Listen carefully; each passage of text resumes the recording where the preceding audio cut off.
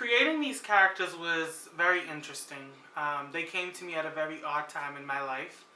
I did a web series in 2013 titled Truth Is, and I didn't really get to write for those characters how I wanted to. So for this project, I really wanted to create three people who you could place in the world right now and they would exist as human beings. I wanted to create people you could relate to, and in that I got Daniel, Benjamin, and Tasha. Three complex, very different, very real people. People who I could see in my everyday life that I pull from every day. And in that first episode, we're dropping in right on their life so you could kind of see what they've been going through and what they have to look forward to going throughout the season.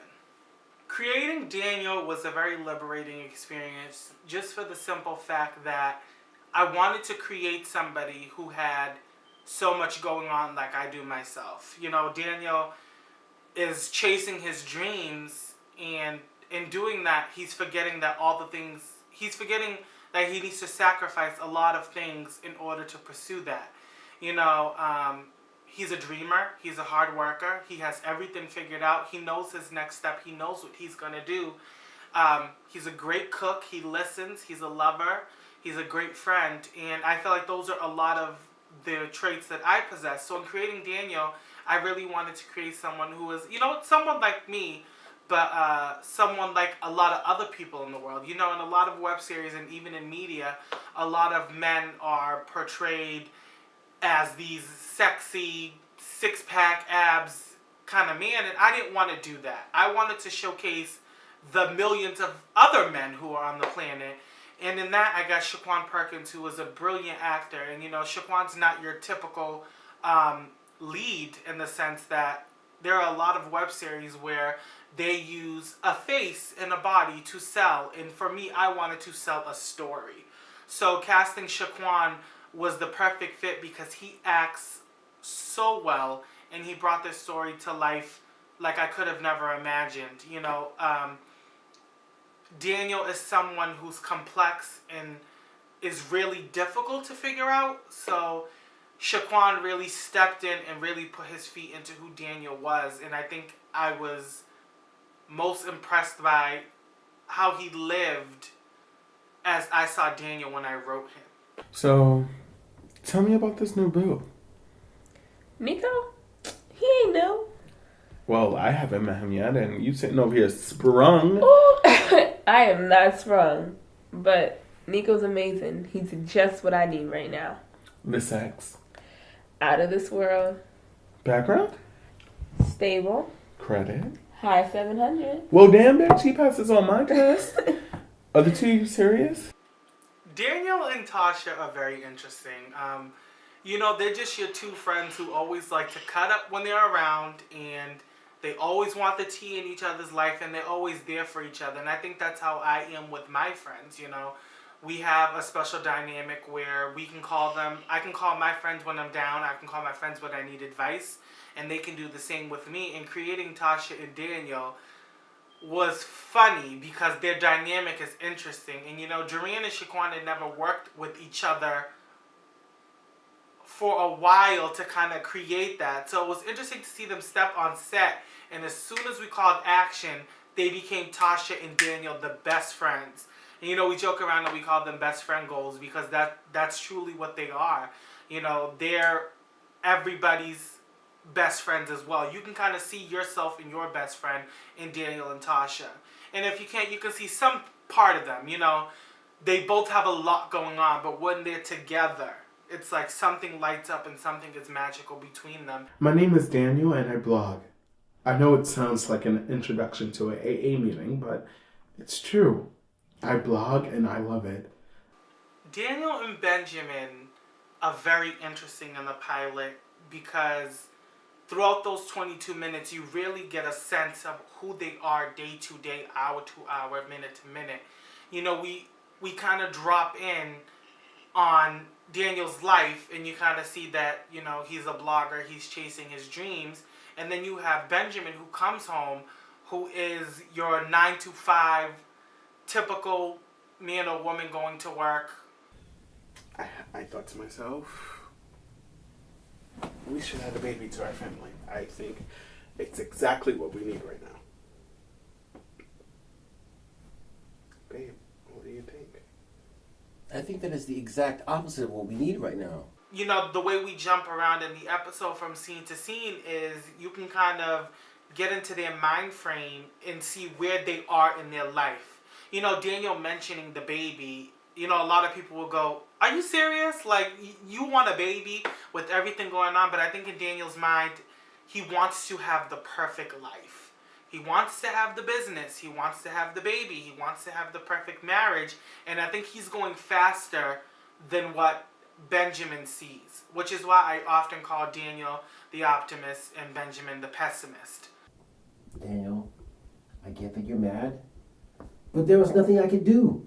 Did you want me to leave an important meeting and lose my job to come and have dinner with you and your mother? The argument scene at the end was very real to me to write. You can see that Daniel is very close with his mom, and that's a relationship that he cherishes very much. And when Benjamin misses yet another dinner, this is not something Benjamin has missed for the first time. Benjamin has missed a lot of these dinners, and Daniel has a hard time understanding that in Benjamin's eyes, his job comes first. You know, there are bills to be paid. That's real life. You know, someone has to bring the money home. That's a privilege. I don't have to do any of that shit. I am not a housewife, and you cannot expect that from me. I know it's worked out for you for so long, but I can't do it anymore. I have dreams. I have goals. I have shit I want to do as well. But this is the lifestyle I chose. This moment between Daniel and Benjamin, you kind of see that Daniel reveals that he has hopes and he has dreams. And I think the both of them are on two different pages. You know, Daniel's trying to work on this business, but it's not happening as fast as he would like it to happen. And, you know, that's real. You know, me wanting to be a writer and director, I often want to get further in my career, but I also forget that I need to stop and smell the roses. And I think that's what Daniel's not doing. He's not appreciating the journey. He's not appreciating the day-to-day that needs to happen to accomplish those.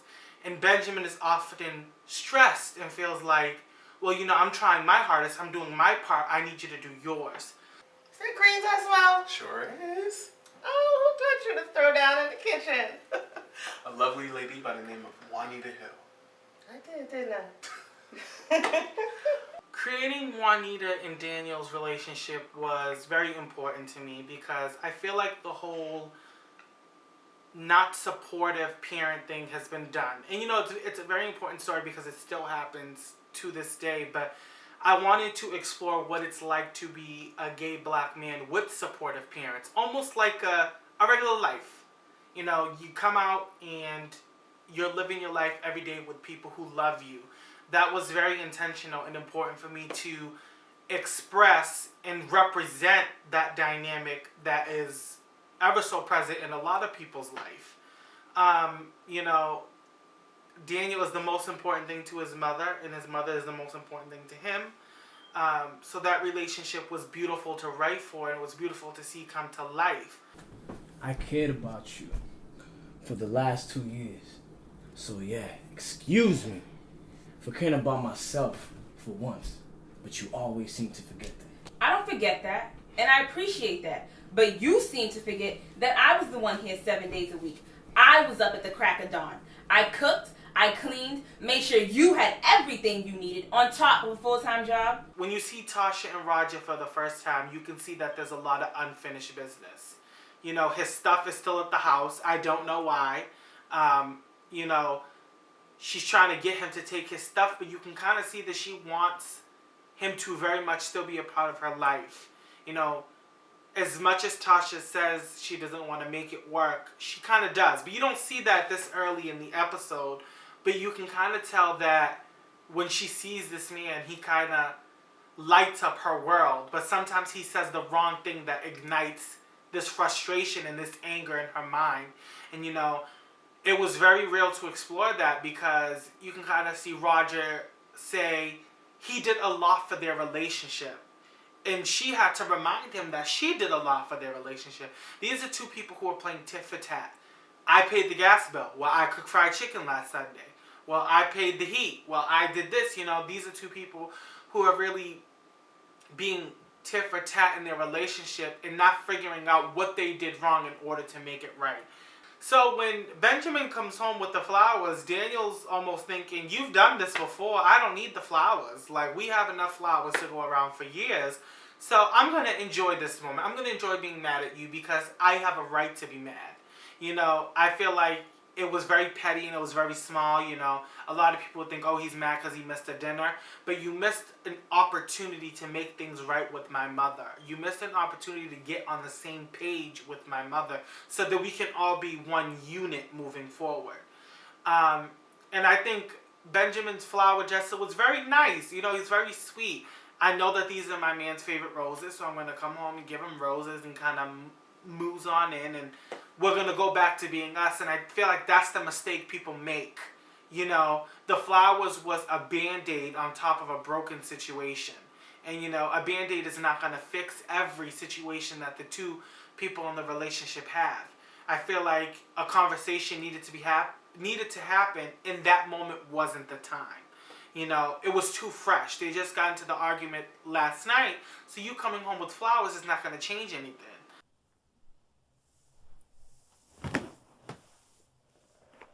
I never want us to do this again. It takes too much of my energy. I agree. We could be spending that time loving each other. That last scene with Daniel and Benjamin was very touching. I call that a pin drop scene. You can hear a pin drop. You can see all of their emotions. You can see these two people sitting down and really thinking about what they're saying to each other. It's not just, I'm just going to say the first thing that comes to my mind. I'm really listening to you for once. And I feel like they communicated in that situation. Benjamin explained that sometimes when you have a job as needy as that, sometimes overtime is, required. And with Daniel, he kind of just came out and said, I'm tired of arguing. I want us to work on it. I want us to show it. And I feel like communication is very important in a relationship, because if one person is always communicating and the other person is not, then the both of you aren't on the same page. And when you aren't on the same page, that's what causes more arguments and more disagreements. I feel like two people need to be on one accord in a relationship. They need to know what's going on, because the moment you don't, that's when everything crumbles and that's when everything falls. And you can kind of see that the two of them weren't communicating because everything was falling down. In that moment, it was just like an agreement to communicate, to talk to each other, to let the other person know when something's wrong. And it was very important for me to show two people communicating, because sometimes it is obtainable. I think this episode is very real for Daniel, because it's very real to come across a lot of setbacks in your life. And this was one moment where he was really happy.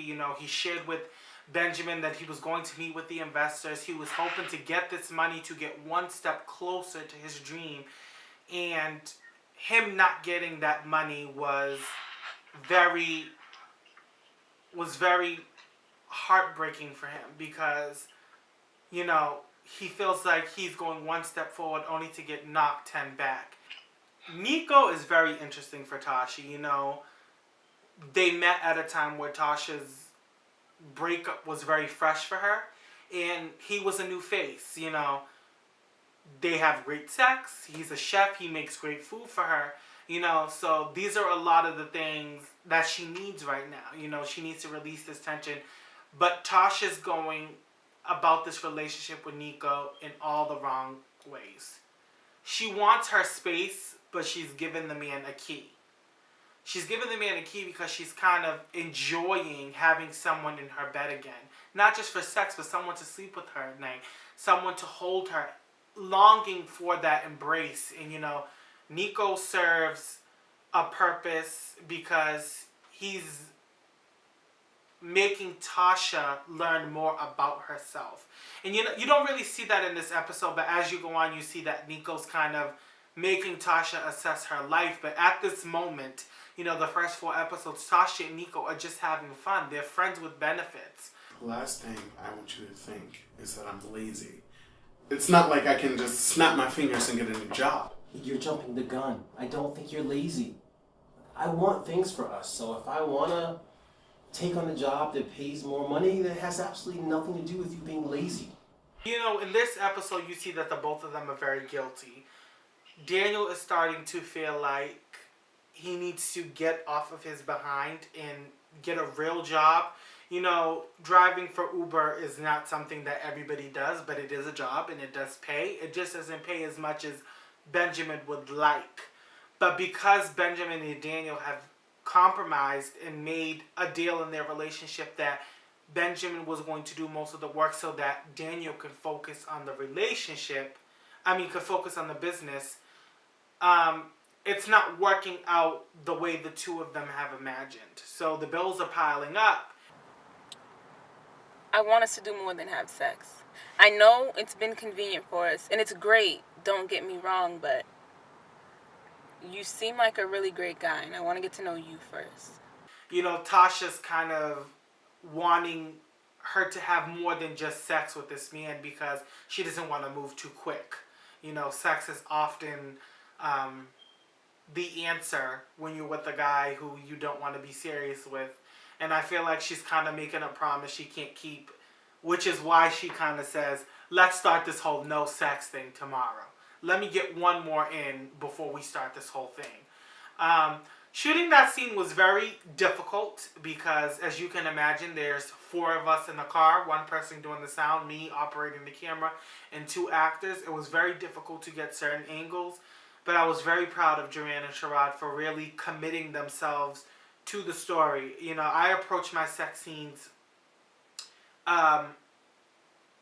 with such care because I know being an actor, bearing all is something that can be very nerve-wracking. So having the 2 of them being able to be comfortable with each other and trusting me behind the lens to really tell a story was important. My sex scenes serve a purpose. They just didn't have sex to have sex. They had sex so that could prove to Tasha that she's making the wrong decision. They had sex so that could prove to Tasha that she's moving way too quick. It's because I am. I don't remember the last time we spent this much time together. When did we become so busy? I feel like life happens a lot to the both of them. So when he gets that call, it's like, it's my mom. It's not my mom cut her wrist and she needs to put a Band-Aid on. It's my mom's back in the hospital for high blood pressure, which is a very serious issue. And Daniel is the person in his life that is the go-to person because, you find out later in the episode that he's lost his father. So there's not really a sense of anyone else to go to that rescue other than him and his little brother, Romario. But as you can see later in that scene, Romario has a lot going on as well. So Daniel kind of has to drop everything to go. And, that was important for me to write because it's real. The 2 of them are laying there. They just finished having sex. And it goes to, when did we become so busy? And, I literally get chills listening to that scene because it's like, wow, we really need to figure out what we need to do to focus on us. Daniel clearly doesn't have his priorities straight when it comes to his life. So when he gets that phone call, his first instinct is to go and help his mother and to forget everything. And you kind of see that Benjamin is getting very restless with that. He's tired of Daniel being the only one that has to be called.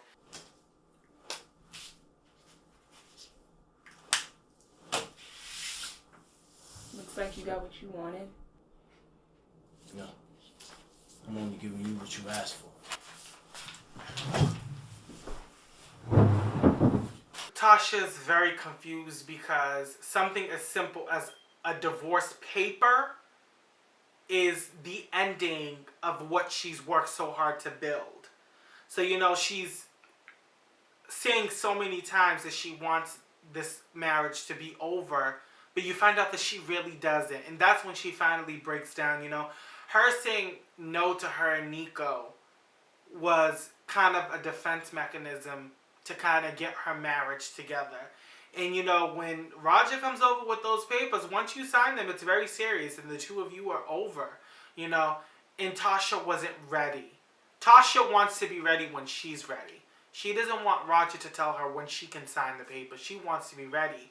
As many times as she said it, she doesn't mean it. And it was very real because a lot of people say things they don't mean. She's not over this man, and you kind of see her at a crossroads. She has this really great man in her life who's keeping her company while she's trying to make this relationship work. So she's really trying to have her cake and eat it too. And Roger said that to her, and Roger was very true in that moment where he's giving her what she asked for. Why is she not returning the favor? And that scene was such an explosion on set, because seeing the two of them really delve into this script and enhance the story. Because at first, on the paper, it's always like, okay, these two are just in another argument. But the reactions, you can see when Tasha finally signs those papers, how happy Roger is to be out of this. And when Roger says, I'm only giving you what you asked for, how Tasha kind of sits back and her body collapses. You can kind of see that all the emotions are leaving her body. This is real. I'm about to be a divorced woman. And now I'm learning how to say goodbye to all those years that we spent together. So, Tasha's very confused. She's very complicated. She doesn't know what she wants. This last scene was so beautiful to create as a director, because, I don't know if you can tell, but obviously you can. At the beginning of the episode, they have that one scene, and then they don't see each other until the end. And like that moment when Benjamin was at work and he said, I love you, and Daniel's not even paying attention, it's just like, wow, life is really happening to the both of us. I feel like the both of them are trying so hard to make the relationship work, but if it's not one thing, it's the other. If it's not work, it's my mom. If it's not my mom, it's my brother. If it's not my brother, it's money. So the two of them at the end go back to that promise that they made to each other to make it work. We open up this episode with Tasha and Nico because I want it to be like a page turner. Episode 5 was yesterday, episode 6 was today. I never want to overthink what happens in these people's lives. I always want to take a day to day. So let's say that argument happened on Sunday. On Monday morning, she's actually picking up the phone because she's realizing that it was wrong not to communicate what was going on with her at the time. And Tasha needed her space. She needed to be with herself for once, to just cry and let those emotions out. I knew I should have set that other alarm. Fuck! Babe, it's gonna be okay. Just relax. Shut up! Don't you have shit to do around here too? So the next morning you see that Benjamin is late and he's very angry at Daniel because he feels like Daniel played a part in why he's late. Now the both of them, they just went to sleep late and he woke up and missed his alarm. That's what happened. But because I stayed up with you, I'm going to take out my anger and frustration on you because there's no one to take it out on. And moving on to this next moment where Daniel is sitting there and he's trying to put a video up of one of his blogs and the internet doesn't work. It's one of those life happens things again, where, the internet is cut off and what are you going to do about it? Daniel and Benjamin are so invested in each other. Daniel feels like he can use Benjamin's car to pay for the bill because that's what they're so used to doing. So by the time you get to this argument, it's really huge because you've been anticipating it.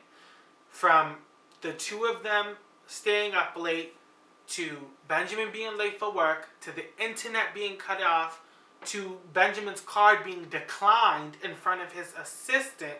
Those are 4 things that have already happened that are embarrassing for the both of them. So when Benjamin comes home, you kind of see that he's mad. And the first thing he does is he goes upstairs because he doesn't want to address the situation, because he knows if he addresses the situation, it's going to be a big argument, which it ended up being. I feel like this argument needed to happen because a lot of things were revealed. You know, Daniel revealed that he made a huge sacrifice for the relationship. You know, Daniel was offered a position in California to be at the top of his game, but because he was so happy and invested and wanted to explore what was there with Benjamin, he settled and he stayed. And I feel like Benjamin resents that a lot because Benjamin didn't want Daniel to do that, but because the love was there and because that's what they would do for one another, it's something that makes them walk on eggshells. And you know, Daniel's just reminding him, this is what I did for you, so come correct. And Benjamin is kind of at a point where he needs to say the things that need to be said. I can't do it alone. He's finally opening up on that. He opened up a little too late, where he's saying he can't do it alone. It should have been said a long time ago, so that the two of them could really work on doing it together. I did it for you! You did what? I sacrificed moving across the country and accepting my dream job to be with you. That's the sacrifice I made for this relationship. I had everything planned out, but life happens and I'm okay with that. And you know, I felt like they really needed space from each other. You know, you learn as you go that the space they have from each other is not something that is new. They've taken quite a couple breaks.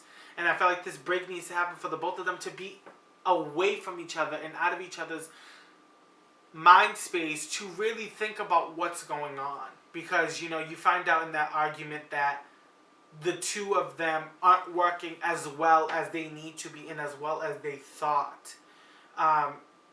Daniel finally says how he feels and Benjamin finally says how he feels, and they don't like what they're hearing. Nobody's ever going to like to hear that the reason why we're together is because I sacrificed my job. I had my shit together, aka you don't. And now that you're trying to get your shit together, my shit is not together.